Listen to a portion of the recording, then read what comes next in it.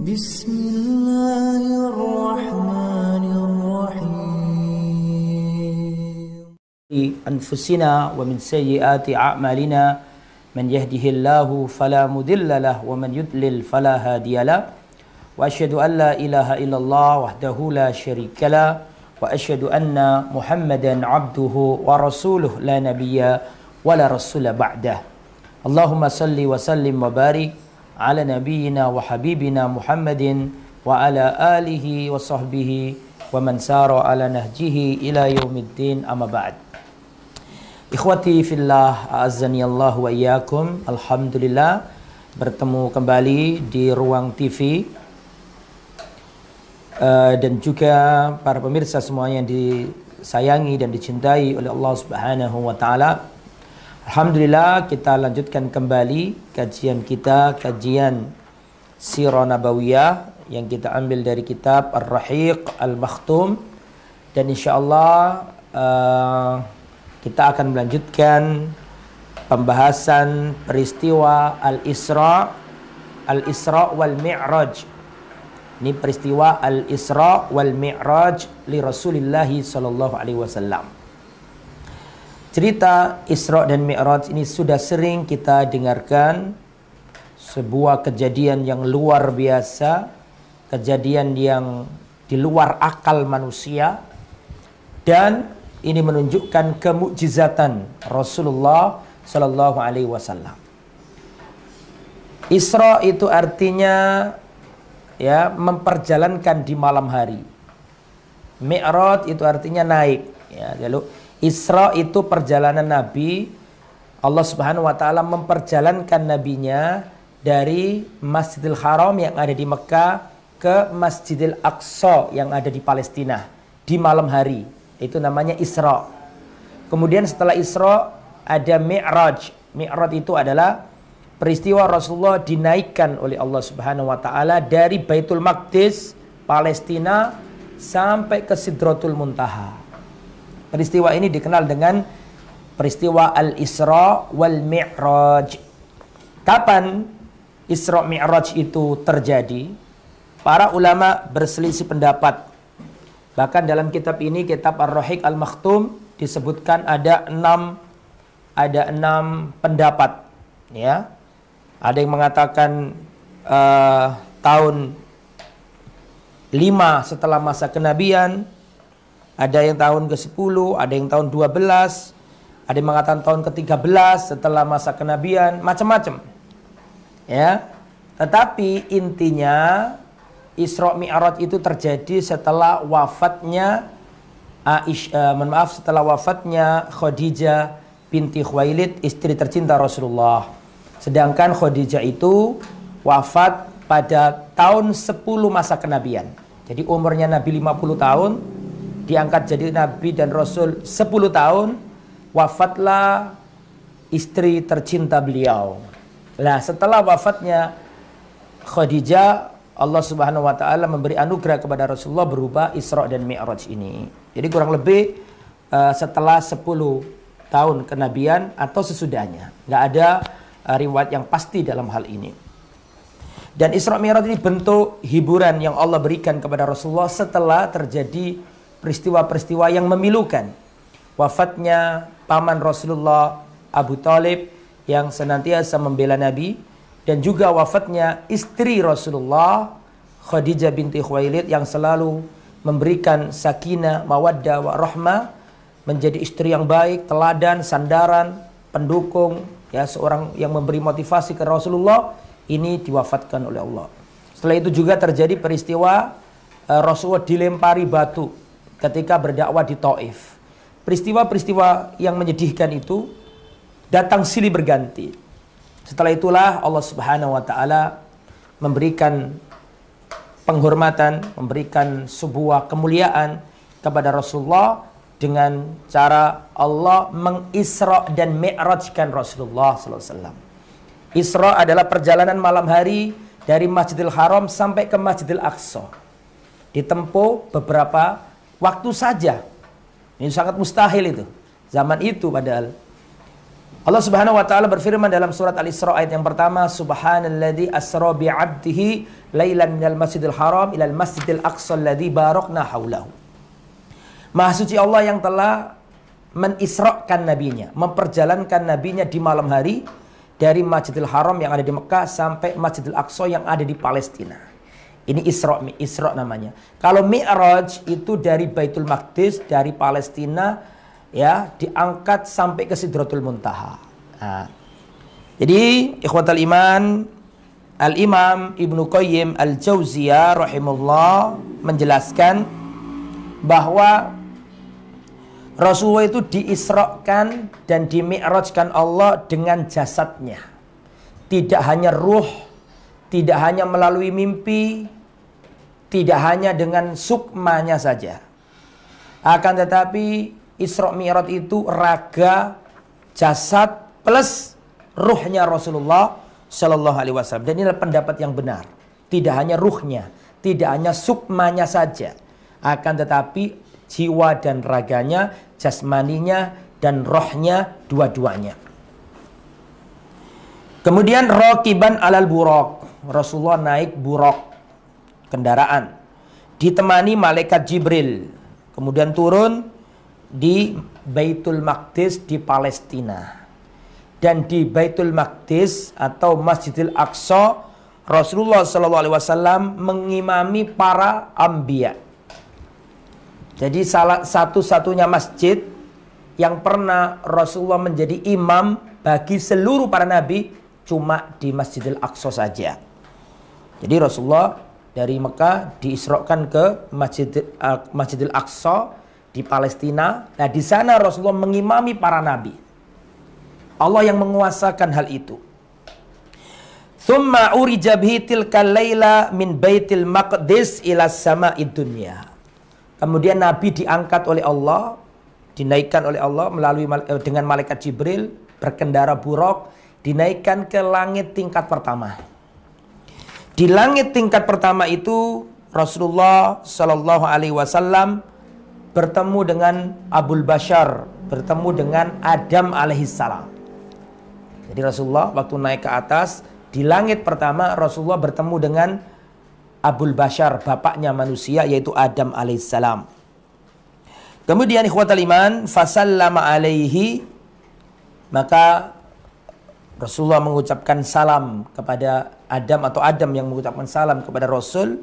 Kemudian Adam alaihissalam merespon, menyambut Rasulullah dan membalas salamnya Rasulullah dan mengakui kenabiannya. Kemudian setelah itu Rasulullah di langit pertama ini ditampakkan arwah, roh-roh orang yang soleh, orang-orang yang bahagia di sebelah kanan. Dan Rasulullah ditampakkan roh-roh orang-orang yang celaka di sebelah kiri. Tsumma urija bihi ila sama'i tsaniyah. Kemudian Rasulullah dinaikkan lagi ke langit tingkat 2. Kemudian Rasulullah memohon untuk dibukakan pintu, atau dimohonkan agar dibukakan pintu, atau malaikat Jibril meminta dibukakan pintu langit yang kedua. Maka dibukalah langit pintu yang kedua.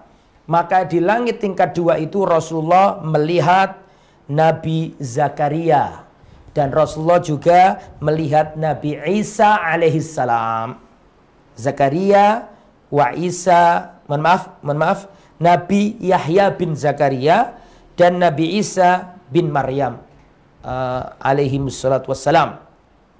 Maka Nabi Muhammad mengucapkan salam kepada beliau berdua, yaitu Nabi Yahya dan Nabi Isa alaihissalam. Kemudian dijawab, dan Rasulullah SAW diakui kenabiannya oleh dua nabi tersebut. Dan Rasulullah SAW ya, melihat Nabi Isa itu, ada seorang sahabat Nabi yang mirip Nabi Isa. Ada seorang sahabat Nabi yang wajahnya mirip Nabi Isa, yaitu Urwa bin Mas'ud Al-Thaqafi. Itu wajahnya mirip Nabi Isa alaihissalam. Tsumma urija bihi ila sama'i tsalitsa. Kemudian Nabi diangkat lagi sampai ke langit tingkat 3. Kemudian dibukakan pintu langit yang ketiga. Di langit yang ketiga ini Rasulullah melihat Nabi Yusuf alaihissalam. Kemudian Rasulullah mengucapkan salam dan dijawab salamnya. Tsumma urija bihi ila sama'ir rabi'ah. Kemudian Rasulullah diangkat lagi sampai ke langit yang keempat. Di langit yang keempat Rasulullah melihat Nabi Idris alaihissalam. Kemudian Rasulullah diangkat lagi sampai ke langit yang kelima. Fara'a fiha Harun bin Imran. Rasulullah sallallahu alaihi wasallam menjumpai Nabi Harun putra Imran. Ini di langit yang kelima. Tsumma urija bihi ila sama'is sadisa. Kemudian Rasulullah diangkat lagi sampai ke langit yang keenam. Di langit yang keenam ini Rasulullah bertemu dengan Nabi Musa bin Imran. Bertemu dengan Nabi Musa. Falamma jawazahu baka Musa. Ketika Rasulullah melewati Nabi Musa setelah mengucap salam, sudah ketemu, dan Nabi Musa membenarkan, mengakui kerasulan atau kenabian Rasulullah. Setelah itu Rasulullah naik ke langit berikutnya. Ketika dilewati oleh Rasulullah, maka Nabi Musa menangis. Nabi Musa menangis. Faqila lahu ma yubkika, dikatakan kepada Nabi Musa, kenapa Anda menangis wahai Nabi Musa? Faqala, dia mengatakan, Nabi Musa berkata, abki li anna ghulaman bu'itha min ba'di yadkhulul jannata min ummatihi akthar mimma yadkhuluha min ummati. Aku menangis karena ada seseorang yang diutus setelahku, yang mana umatnya lebih banyak masuk surga daripada umatku. Ya, Nabi Musa nangis. Tsumma urija bihi ila sama'is sabi'ah. Kemudian Nabi Muhammad SAW dinaikkan ke langit yang ketujuh. Falakiya fiha Ibrahim alaihissalam. Di langit yang ketujuh inilah Nabi Muhammad SAW bertemu dengan Nabi Ibrahim alaihissalam. Rasulullah mengucapkan salam, dijawab, dan Rasulullah diakui kenabiannya oleh Nabi Ibrahim alaihissalam. Kemudian Rasulullah SAW diangkat lagi sampai ke Sidratul Muntaha. Ya, Rasulullah SAW diangkat lagi sampai ke Sidratul Muntaha. Tsumma rufi'a lahu Baitul Ma'mur. Kemudian diangkat untuk Rasulullah Al-Baitul Ma'mur. Baitul Ma'mur ini dimasuki oleh setiap harinya ada 70.000 malaikat masuk ke Baitul Ma'mur. Dan malaikat yang pernah masuk tidak akan keluar lagi. Setiap harinya itu 70.000 malaikat masuk ke Baitul Ma'mur. Dan kalau sudah masuk tidak keluar lagi. Oh, berarti banyak sekali.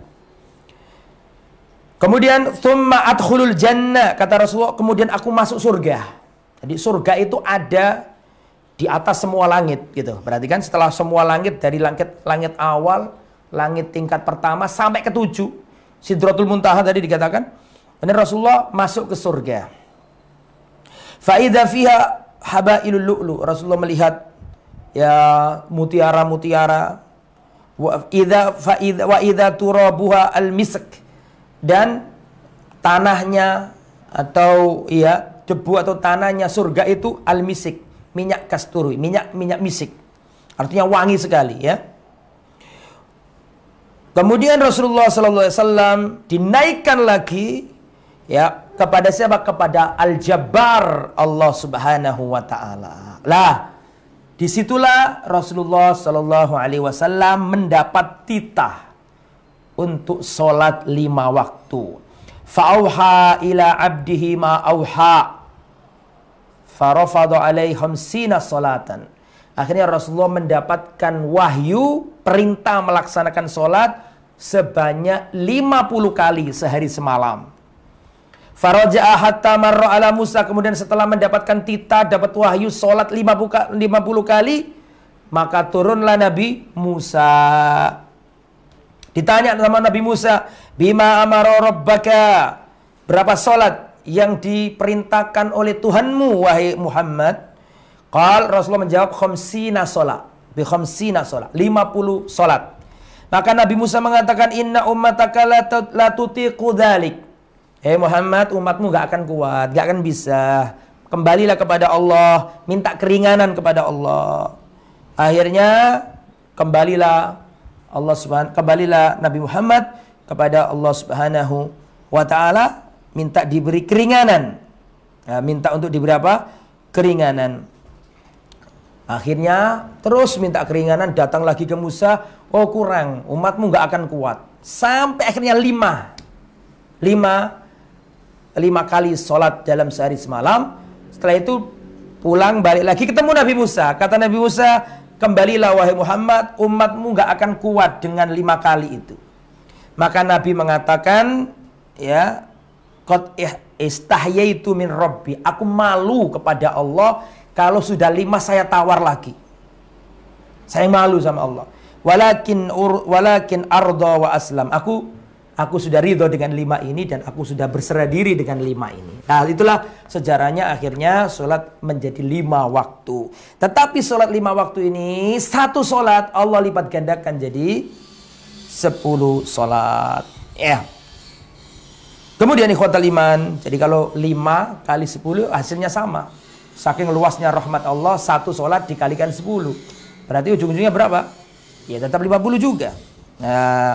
Nah, kemudian ini ada peristiwa yang aneh yang terjadi ketika Rasulullah Shallallahu Alaihi Wasallam di Isra Mi'rajkan oleh Allah Subhanahu Wa Taala. Apa saja yang dilihat oleh Rasulullah ketika Isra dan Mi'raj tersebut? Kita lihat. Yang pertama, uridha alaihi laban wal khamr. Ketika Isra Mi'raj, Rasulullah ditampakkan ada susu dan ada khamr, minuman keras. Fakhtara al-labana, maka Rasulullah memilih susu. Fakila, maka dikatakan kepada Rasulullah, hudital fitrah au asabtal fitrah. Engkau diberi petunjuk, wahai Muhammad, kepada fitrah. Namanya fitrahnya manusia itu memilih susu daripada memilih minuman keras. Imma inna kalau akhottal khamr ghaita ummataka. Jikalau kau memilih khamr, kau akan menyesatkan umatmu. Wa ra'a arba'ata anharin yakhrujna min asli sidratil muntaha. Kemudian ketika Isra Mi'raj itu, dalam hadis ini, dalam kitab Ar-Rahiq Al-Makhtum, dikatakan bahwa Rasulullah ketika Isra Mi'raj melihat 4 sungai. Rasulullah ditampakkan ada 4 sungai. Dan 4 sungai ini keluar sumbernya dari Sidratul Muntaha. Nahrani zahirani wa nahrani batinani. 2 sungai yang nampak dan 2 sungai yang tidak nampak. Adapun 2 sungai yang nampak adalah Sungai Nil dan Sungai Eufrat. Sungai Nil ada di Mesir, di Sudan. Adapun Sungai Eufrat ada di Irak. Wal batinani, dan ditampakkan 2 sungai yang tersembunyi. Nahrani fil jannah, dan ini 2 sungai yang ada di surga. Dan ini menjadi isyarat ketika Rasulullah ditampakkan Sungai Nil dan ketika Rasulullah ditampakkan Sungai Eufrat yang ada di Irak, itu pertanda bahwa nanti Islam akan menguasai Mesir dan Islam akan menguasai Irak. Dan itu sudah terbukti di zamannya Umar bin Khattab radhiyallahu anhu. Wa ra'a malikan khazinan nar. Kemudian Rasulullah melihat malaikat Malik, penunggu atau penjaga neraka. Wa huwa la yadhaq. Malaikat satu ini tidak pernah ketawa. Wa laysa ala wajhihi bishrun wala basyasha. Di dalam wajahnya atau pada wajahnya malaikat penjaga neraka Malik ini tidak ada tanda-tanda senyum, tanda-tanda ceria, tidak ada. Tidak ada kegembiraan di wajah malaikat penghuni neraka atau penjaga neraka ini. Yaitu wa kadzalika ra'al jannata wan nara. Dan Rasulullah dalam Isra Mi'raj itu ditampakkan surga dan pula ditampakkan neraka. Wa ra'a akalata amwalil yatama dzulman lahum masyafir ka masyafiril ibil.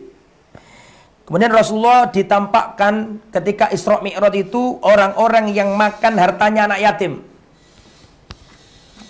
Makan hartanya anak yatim. Anak yatim seharusnya punya warisan, diambil semua sama ibunya nikah lagi. Nah, itu nggak boleh, bahaya makan harta yatim. Atau ada orang bocah kecil punya bapak, punya emak, bapaknya mati, emaknya mati, terus hartanya diambil oleh pamannya. Anak yatim nggak dikasih. Wah, ini bahaya. Ini namanya makan hartanya anak yatim. Maka Rasulullah SAW dalam Isra Mi'raj ini, Rasulullah SAW ditampakkan orang-orang yang di dunia suka makan harta anak yatim. Mereka itu ditampakkan memiliki mulut seperti mulutnya unta. Kemudian dilemparkan di mulut-mulut mereka potongan-potongan neraka atau potongan-potongan api dari neraka. Fatahruju min adbarihim, kemudian keluarlah api atau potongan-potongan api neraka dari duburnya para pemakan hartanya anak yatim tersebut. Kemudian wara'a akalatar riba lahum butunun kabiratun la yaqdiruna li ajliha an yatahawwalu an amakinihim. Ketika Isra Mi'raj itu Rasulullah pun ditampakkan para pemakan riba. Orang yang makan riba, yang jual beli dengan sistem riba, yang bermuamalah dengan sistem riba, yang makan riba, yang menyaksikan riba, yang kerja di lembaga ribawi. Itu ditampakkan kepada Rasulullah, mereka memiliki perut yang besar-besar. Perutnya ahli riba besar-besar. Sampai dia tidak bisa berpindah tempat saking beratnya dan saking besarnya perut para pemakan harta riba. Wa yamurru bihim alu fir'aun hina yariduna 'alan nari fayata'unahum. Kemudian datanglah keluarganya Fir'aun. Keluarganya Fir'aun ini melewati para pemakan riba itu dan menginjak-injak mereka. Wa ra'az zunata baina aydihim lahmun saminun thayyibun ila janbihi lahmun muntinun. Kemudian Rasulullah juga ditampakkan para pezina, para pelacur, para pezina. Rasulullah ditampakkan pada hari kiamat. Mereka ini, di hadapan mereka ada daging segar, daging yang nikmat, dan di sampingnya ada daging yang bau, yang busuk. Akan tetapi para pelaku zina ini justru mengambil daging yang sudah bau, busuk, terus dimakan. Ibaratnya dikasih pasangan halal, punya istri, tapi pilih tidur sama pelacur. Punya suami baik-baik, malah selingkuh sama laki-laki lain. Nah ini pada hari Rasulullah dalam Isra Mi'raj itu ditampakkan orang-orang yang berzina itu seperti di depannya ditampakkan bahwa di depannya itu ada daging yang lezat, yang bagus. Di sampingnya ada daging yang kotor, yang bau, yang busuk. Tapi para pezina itu nanti makan dari daging-daging yang busuk ini. Itu perumpamaannya di dunia ini, orang dikasih pasangan halal tapi memilih pasangan haram. Nah, itu nanti di hari kiamat dikasih daging busuk. Padahal dia memiliki daging atau di hadapannya ada daging yang segar. Waro'an nisa allati yadkhulna 'ala rijal man laysa min auladihim ra'ahunna mu'allaqatun aw mu'allaqatin bisatyihinna. Ketika Isra Mi'raj itu Rasulullah Shallallahu alaihi wasallam diperlihatkan oleh Allah para wanita-wanita yang suka masuk ke laki-laki yang bukan mahramnya. Ya, wanita yang suka masuk ke laki-laki. Ya. Yang bukan mahramnya, bukan suaminya, bukan adiknya, bukan kakaknya, bukan bapaknya. Ra'ahunna mu'alliqatin bisatyihinna. Rasulullah melihat para wanita-wanita yang suka memasukkan laki-laki lain atau dia masuk ke laki-laki lain yang bukan mahramnya. Rasulullah melihat mereka bergelantungan dengan payudaranya. Nah, Rasulullah melihat mereka bergelantungan dengan payudaranya sebagai hukuman bagi mereka. Wa ra'a 'iran min ahli Makkah fil iyabi wadh-dhahab. Kemudian Rasulullah ditampakkan, ya, ketika Rasulullah diangkat ke langit, itu Rasulullah ditampakkan kafilah dagang kafir Quraisy bergerak pulang pergi. Ya, pulang pergi dilihat Rasulullah dari langit. Dan ada tandanya. Rasulullah SAW melihat, ya, Nah, melihat untanya, unta yang dibawa di kafilah dagang itu malam hari dia minum dari bejana yang ditutup oleh para pedagang. Jadi ada bejana, ada airnya ditutup oleh para pedagang. Terus untanya ini kehausan, minum dari wadah itu, kemudian dibuka wadahnya oleh unta itu. Kemudian setelah minum puas, ditinggalkanlah wadah itu sampai terbuka, tidak ditutup lagi. Ya. Tsumma tarokal ina'a mughatta. Kemudian ditinggalkanlah Tsumma tarokal ina'al mughatta. Kemudian ditinggalkanlah bejana itu dalam keadaan tertutup. Wa qad sara dzalika dalilan ala sidqi da'wahu fi sabahi lailatul Isra. Lah, peristiwa Rasulullah melihat kejadian tadi, pulang perginya kafir Quraisy dengan kafilah dagangnya, terus peristiwa unta yang mengambil air tadi itu di bejana, itu menjadi dalil, bukti bahwa benar-benar Rasulullah itu di Isra Mi'rajkan. Makanya besok harinya ketika Rasulullah sudah kembali ke dunia, orang kafir Quraisy ingin bukti, mana buktinya kamu melihat kami? Nah, dikasih tahu Nabi, kalian kemarin berangkat atau pergi, ketika dagang saya melihat unta kalian begini dan begitu, dan terbukti itu benar seperti yang dilihat Rasulullah ketika Rasulullah ada di langit tersebut.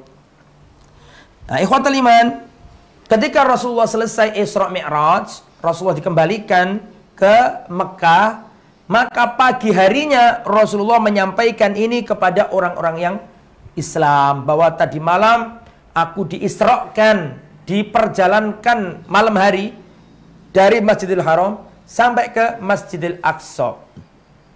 Di Masjidil Aqsa Rasulullah mengimami para anbiya semuanya. Di langit pertama Rasulullah melihat Nabi Adam.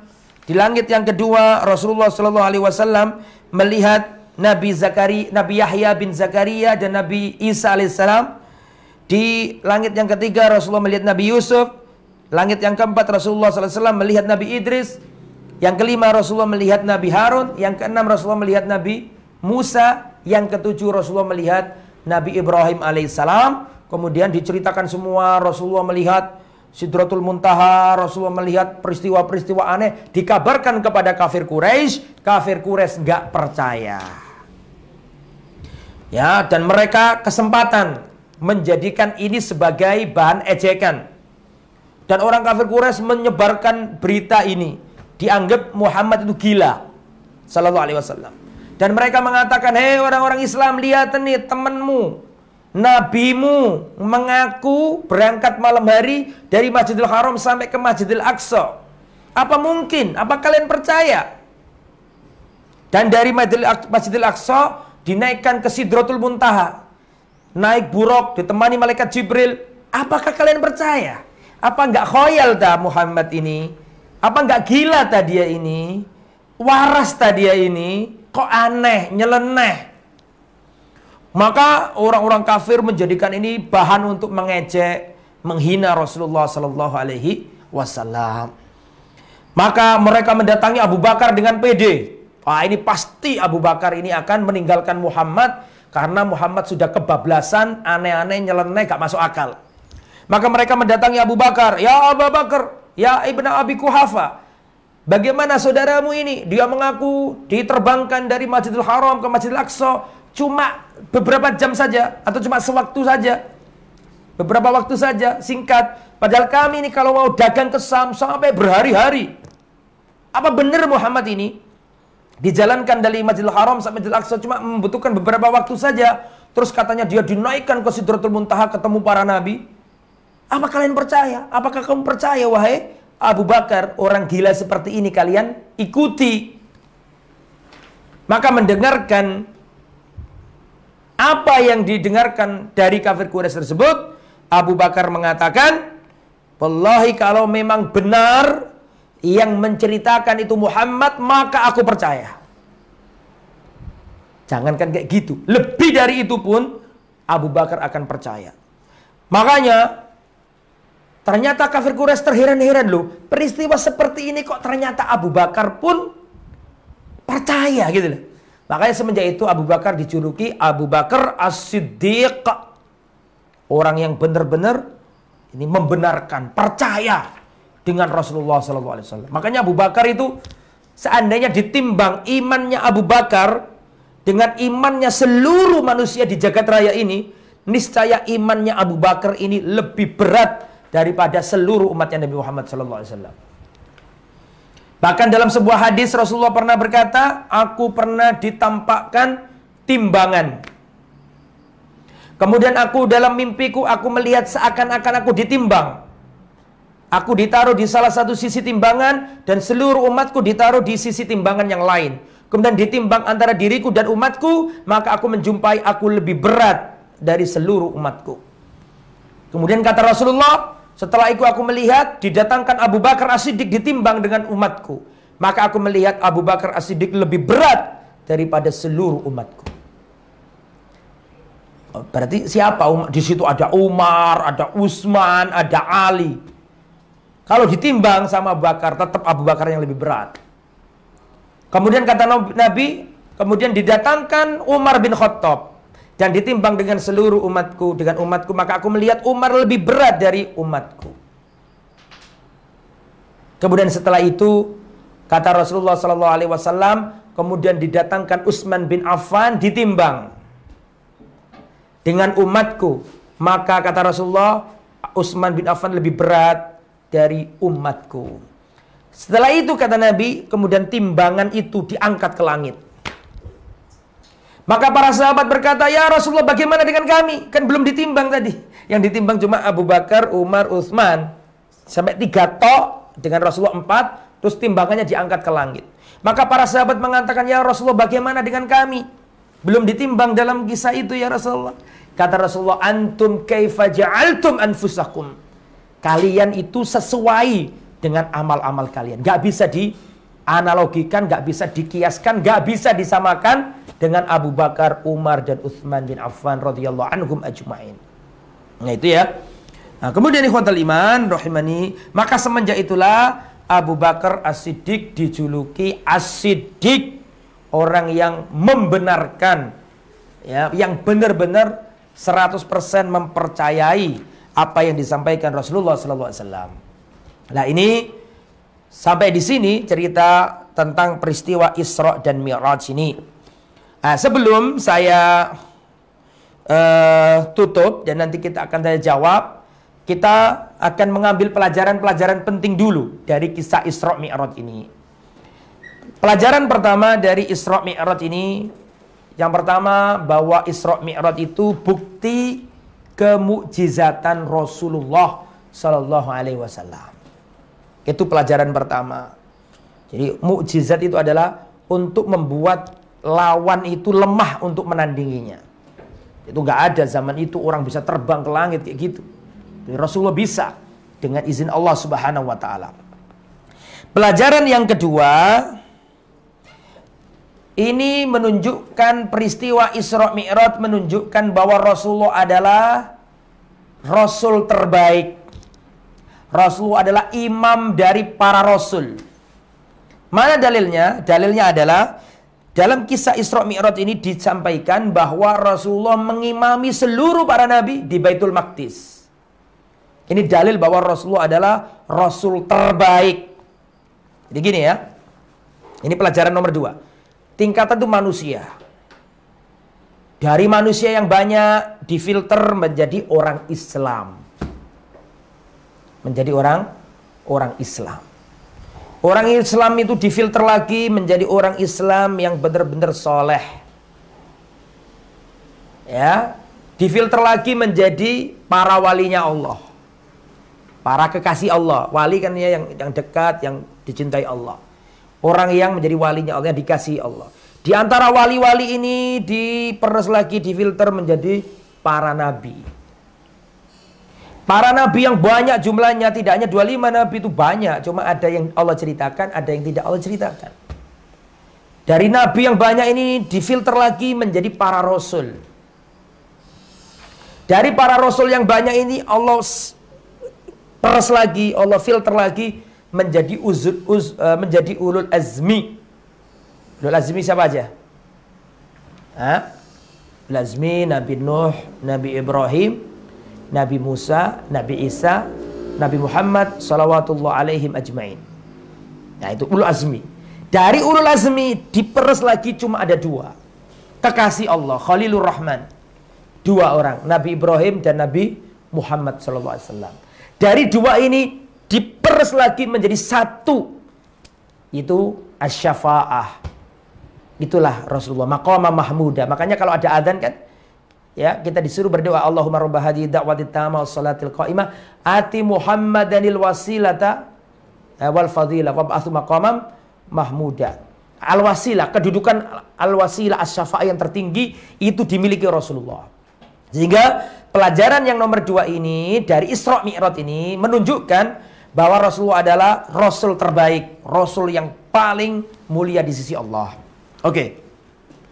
Pelajaran yang nomor 3 dari peristiwa Isra Mi'raj ini adalah keutamaan Baitul Maqdis. Keutamaan Masjidil Aqsa.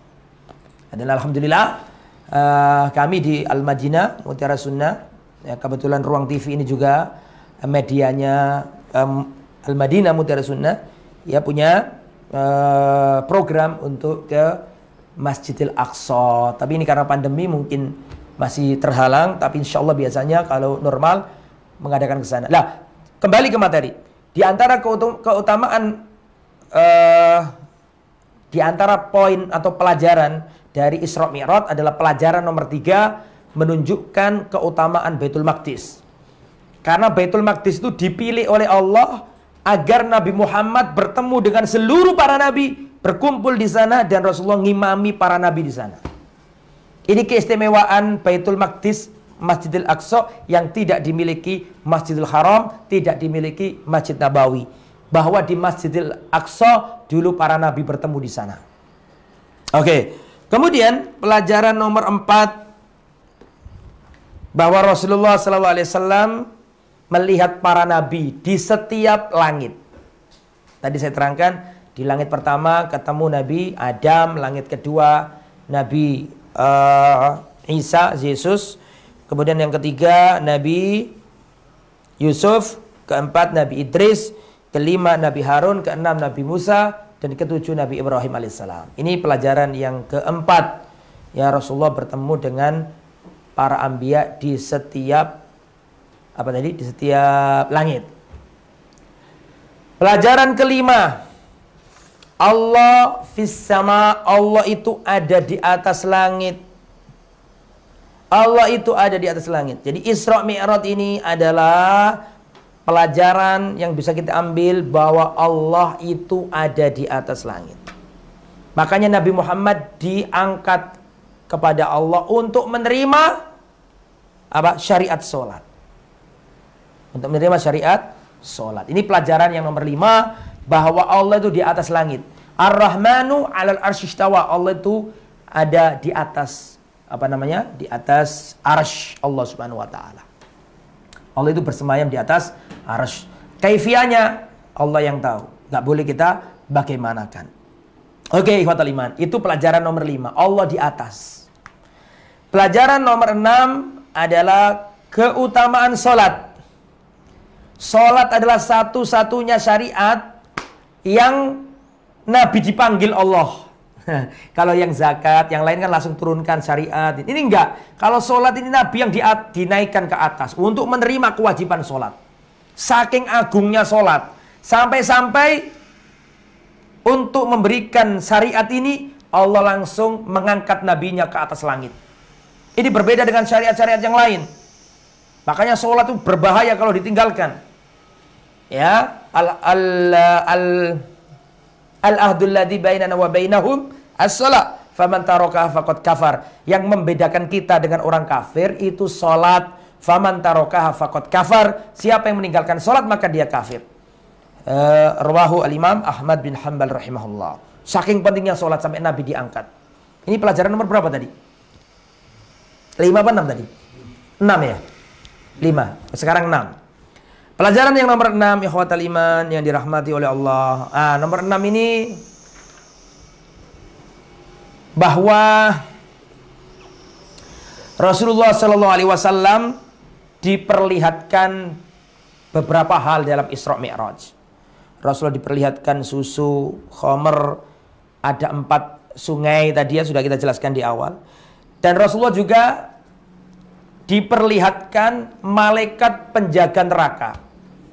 Jadi pelajaran nomor 6, Rasulullah SAW diperlihatkan malaikat penjaga neraka dan ada namanya di situ. Namanya adalah malaikat Malik, khazinun nar, penjaga neraka, dan tidak pernah ketawa. Walayat hak, enggak murung, enggak kelihatan semerenga. Itu malaikat Malik, bengis lah sama gitu. Kemudian pelajaran nomor 7, peristiwa Isra Mi'raj ini mengajarkan kepada kita bahaya makan harta anak yatim. Itu nanti orangnya diserupakan seperti orang yang memiliki mulut seperti onta, dikasih bara api neraka. Itu ya, ini nomor 7 ini. Kemudian yang nomor 8, bahaya makan harta riba. Ya, nanti pada hari kiamat ya di sini dikatakan memiliki perut yang besar sampai dia nggak bisa jalan. Dalam hadis yang lain Rasulullah melihat ada orang-orang yang pemakan riba itu berserenang-renang di sungai darah. Kemudian juga larangan berzina, sampai-sampai di sini dikatakan ya Rasulullah SAW melihat para pezina dan wanita-wanita yang memasukkan laki-laki atau masuk ke laki-laki lain. Nah, ini dikatakan Rasulullah melihat wanita-wanita itu bergelantungan di payudaranya. Ini ancaman bagi para pelaku zina. Kemudian yang terakhir, ikhwatal iman, ya sebelumnya silakan tanya jawab nanti kalau ada pertanyaan. Yang terakhir adalah hadis ini atau peristiwa Isra Mi'raj ini menunjukkan keutamaan Abu Bakar As-Siddiq radhiyallahu anhu. Yang mana Abu Bakar ini sangat iman. Meskipun orang-orang kafir Quraisy berusaha menjadikan ini bahan oloan, bahan nyinyiran, tapi justru Abu Bakar iman terhadap apa yang dikabarkan Rasulullah dalam peristiwa Isra Mi'raj itu. Makanya dalam sebuah riwayat dikatakan Rasulullah berkata, "Ma da'autu ahadan ilal Islam illa kanat lahu kabwah." Tidak pernah aku ngajak orang masuk Islam kecuali di dalam diri orang itu ada keraguan-raguan. Kecuali Abu Bakar As-Siddiq. Ketika diajak masuk Islam, langsung masuk Islam. Nggak pakai mikir. Nggak pakai nanti dulu, sebentar saya pikir dulu, saya tak rundingan dulu sama keluarga. Nggak pakai. Diajak Nabi masuk Islam, kontan langsung masuk Islam. Itulah Abu Bakar As-Siddiq radhiyallahu ta'ala anhu. Itu ikhwatal iman yang bisa disampaikan pada pembahasan Isra dan Mi'raj Rasulullah SAW. Mungkin di studio ada pertanyaan dari Ruang TV. Taib, assalamualaikum warahmatullahi wabarakatuh. Ya, ini di depan saya ada layar nih besar ya, saya baca. Assalamualaikum Ustaz, waalaikumsalam warahmatullahi wabarakatuh. Apa hukumnya merayakan Isra dan Mi'raj? Taib. Pertama yang harus kita pahami, al-idu idani. Hari raya di dalam umat Islam cuma ada 2. Perayaan di dalam Islam cuma ada 2. Yaitu Idul Fitri dan Idul Adha. Ditambah hari Jumat. Hari Jumat itu hari rayanya kita setiap pekan. Adapun tahunan itu ada 2. Idul Fitr dan Idul Adha. Ya, Isra Mi'raj itu peristiwa yang terjadi di masa lampau. Ya, kalau kita pelajari, kita baca sirahnya, kita petik pelajaran-pelajarannya, oke. Tapi kalau sudah dirayakan, diperingati, membuat acara, nah itu tidak pernah dilakukan oleh para salaf kita. Padahal dulu para sahabat kalau melakukan itu sangat bisa. Tidak ada yang menghalangi. Kalau mau melakukan bisa, tapi mereka nggak mengerjakan. Maka hendaklah kita berhati-hati, jangan membuat hari raya yang tidak pernah ditontonkan Rasulullah. Adapun mempelajari sirahnya, sejarahnya, seperti kita sekarang ini, maka ini harus kita kenalkan. Adapun memperingatinya, merayakannya, maka ini yang tidak diperlukan karena Rasulullah SAW bersabda dalam hadis yang sahih diriwayatkan Imam Muslim, "Man amila amalan laisa alaihi amruna fahuwa raddun." Barang siapa beramal di dalam agama yang tidak ada contoh dari Nabi, tidak ada perintah dari Nabi, tertolak. Atau riwayat Imam Al-Bukhari, "Man ahdatsa fi amrina hadza ma laysa minhu fahuwa raddun." Barang siapa mengada-ngadakan, membikin-bikin aturan baru di dalam masalah agama yang tidak ada dalil, tidak ada perintah dari Nabi, maka tertolak. Dan dulu masyarakat Madinah itu punya hari raya Nairus dan Mehrojan. Ketika Rasulullah datang, maka Rasulullah mengatakan tinggalkan semuanya itu, qad abdalakumullah khairan minhuma. Allah mengganti yang lebih baik dari perayaan-perayaan yang ada itu, yaitu dua perayaan, Idul Fitri dan Idul Adha. Maka adalah kita cukup merayakan hari raya Idul Fitri dan Idul Adha. Adapun mempelajari Isra Mi'raj, menceritakan kepada anak-anak kita, menceritakan bagaimana hikmah-hikmahnya, maka ini sayun matlub dan tidak nunggu 1 tahun sekali, tapi setiap kesempatan kita berikan pencerahan kepada umat. Tayyib. Kemudian pertanyaan yang kedua, apakah sebelum Rasulullah SAW, yaitu di masa nabi-nabi terdahulu sebelum Nabi Muhammad SAW, apakah juga ada peristiwa Isra dan Mi'raj? Tayyib. Peristiwa Isra Mi'raj ini selain disebutkan dalam athar atau hadis Nabi, juga disampaikan dalam ayat Al-Quran. Surat Al-Isra ayat pertama itu antum buka. Subhanalladzi asra bi'abdihi lailan minal masjidil haram ilal masjidil aqsa alladzi barakna haulahu. Maha suci Allah yang telah memperjalankan di malam hari hambanya, yaitu Rasulullah, dari Masjidil Haram ke Masjidil Aqsa. Ya, ini berarti jelas ada dalilnya dari Al-Quran dan dari sunnah-sunnah Nabi, dan kitab-kitab tarikh sudah menjelaskan bahwa Isra Mi'rajnya Rasulullah itu ada. Bagaimana dengan nabi-nabi sebelumnya? Adakah Isra Mi'raj juga? Wallahu a'lam. Karena ada kaidah, perhatikan, karena ada kaidah dalam masalah gaib, perkara-perkara yang tidak tahu, maka kita nggak boleh ngomong kecuali ada dalil. Kalau nggak ada dalil, sudah diam saja. Kalau nggak ada dalil yang menunjukkan, ya sudah kita diam, nggak usah kita barangkali ada, dulu barangkali Nabi di atas, nggak. Kalau nggak ada dalil, cukup kita diam, tawakuf, nggak boleh kita mengada-ngada. Ya, yang ada adalah Rasulullah dan yang ada adalah Nabi Isa alaihissalam. Itu pun namanya bukan Isra Mi'raj. Nabi Isa itu dinaikkan Allah. Bal rafa'ahullah ilai. Allah angkat Nabi Isa alaihissalam. Ya, itu ada, tapi tidak memakai istilah Isra Mi'raj. Ya, kalaupun ada ya Nabi Isa, itu pun namanya rafa, diangkat gitu aja. Adapun Isra Mi'raj ini hanya khusus Rasulullah SAW. Adapun Rasul-Rasul, Nabi-Nabi sebelumnya, kita nggak ada dalil, ya sudah kita nggak usah meyakini yang aneh-aneh. Karena kalau ada dalil kita imani, nggak ada dalil kita diam, nggak usah menanyakan yang aneh-aneh. Wallahu a'lam bishawab. Kemudian selanjutnya, Assalamualaikum Ustaz. Waalaikumsalam warahmatullahi wabarakatuh. Afan Ustaz menggunakan kitab apa? Tayyib. Saya menggunakan kitab, kelihatan ya, Ar-Rahiq Al-Makhtum. Ar-Rahiq Al-Makhtum, karangan Syekh Al-Imam Sofiyur Rahman Al-Mubarakfuri. Kitab ini termasuk kitab yang diterima oleh umat Islam, diterjemahkan ke banyak bahasa, termasuk bahasa Indonesia. Sudah diterjemahkan ini, kitab ini.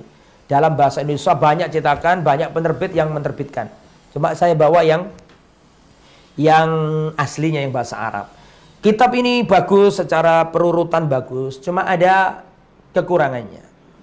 Kekurangannya kitab ini adalah kadang-kadang tidak memilah mana cerita yang sahih dan cerita yang lemah. Makanya tidak saya baca semua. Ya, saya kalau membawa kitab Ar-Rahiq Al-Makhtum tidak saya baca semua. Kalau jelas ada dalilnya saya baca. Kalau ada hal-hal yang jelimet dan di situ nggak ada dalilnya, karena memang di sebagian riwayat tidak disebutkan oleh pengarangnya, ini riwayat mana, rujukannya mana, nggak disebutkan, sehingga kadang-kadang itu saya tinggalkan, tidak saya baca. Tapi insya Allah itu tidak mengurangi alur dan esensi dari peristiwa tersebut. Dan kitab ini bisa dikatakan recommended, silakan dimiliki. Kitab bagus, ya, mendapat pujian para ulama. Kitab Ar-Rahiq Al-Makhtum karya Al-Mubarakfuri rahimahullah ta'ala. Baik.